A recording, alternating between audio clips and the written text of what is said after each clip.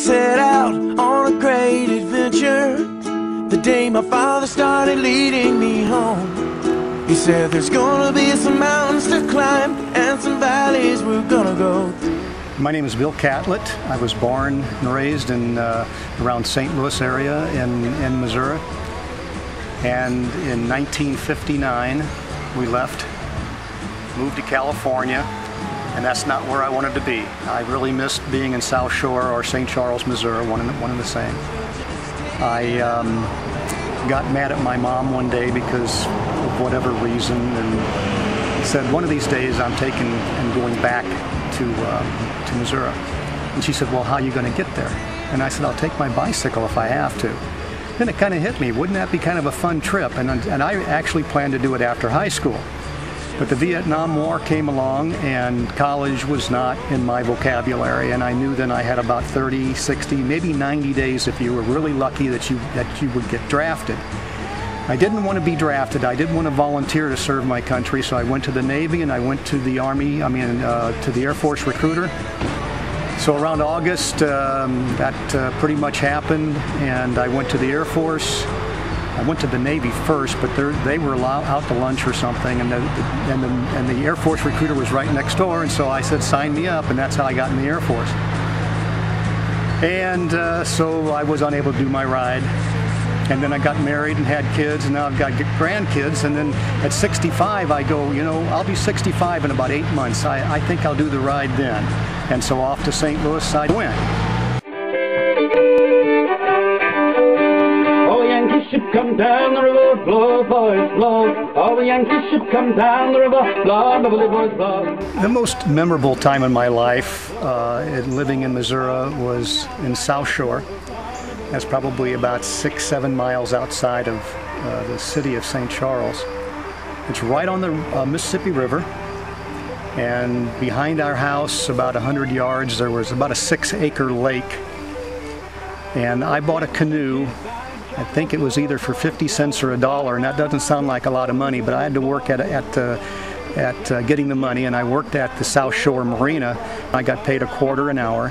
And of course I did the very, very skillful type work. It was mopping up floors and cleaning restrooms and wiping down the pinball machine and things like that.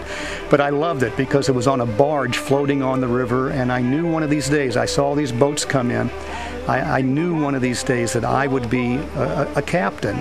So when the kids got grown and I had the time, I was about 50 years old, I went to the Maritime Institute and started my process of becoming a captain, and after about a year I got my license, and I'm doing exactly what I said I would do. As a matter of fact, if you wanted to ride my canoe when I was a kid, you had to call me Captain Bill to ride in the canoe.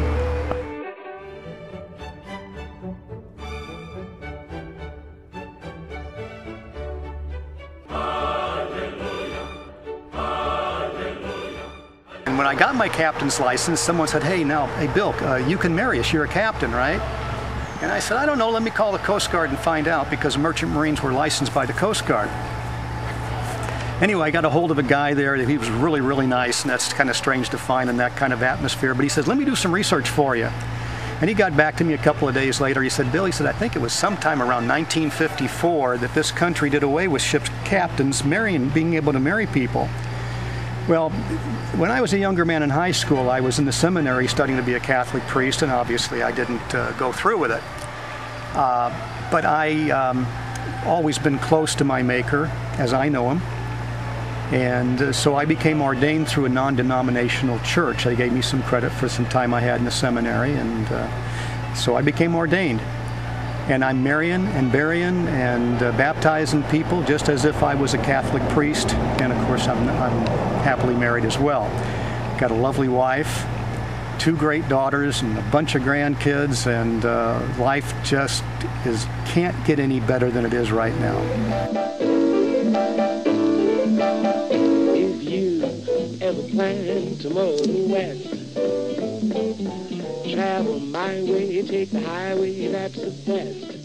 I was working at a car show about 1.5 years ago, and at the membership tent for the Route 66 Association, California Association, So I started talking to some people, and they said, "Hey, we think we'd like to have you on our board." And they invited me up to Victorville, where I sat through a meeting. It was a look-see meeting. You know, I looked at them, and they looked at me. And by the next meeting, they said, "Hey, we want you to join our board." And I'm glad I did, because I've learned a lot more about 66. And I thought I knew a lot about it before, because I've been over it so many times. But the dedication that these people have to make 66, to keep it alive in the American history, is just awesome. And Steinbeck wrote a book, and it's so vivid about the life of people having to cross this road. And I feel like I just feel wonderful that I'm on the board, and I'm able to help promote, preserve, and protect 66. Some of the things I've seen while I was on my trip, I've seen as a boy, and I've seen some things I didn't see when I was a boy, because I was able to go a lot slower on a bike and get out and see things and photograph it the way you just can't do it if you're in a car. It's a wonderful highway, and I'm proud to be on the board of directors, and we'll preserve this road for our kids to see in the future.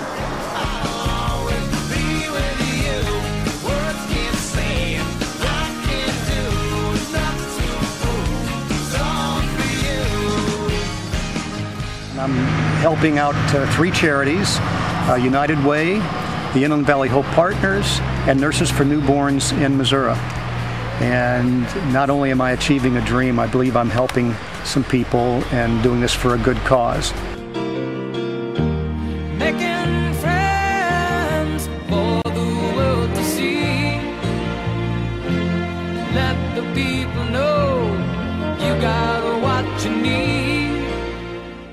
I've met a lot of wonderful people along the way, people that have just been absolutely super, and I believe my Maker has helped me in that area by guiding me to where I want to go. In the entire time coming out here, I've had no close calls where I was even threatened by an automobile. People have given me plenty of room, the majority of them have anyway, and the ones that haven't, I was prepared for it. It's been a wonderful trip. I don't know if I'd want to do it again, but I'll tell you one thing, I've got a lot of memories, and I'm glad I did it.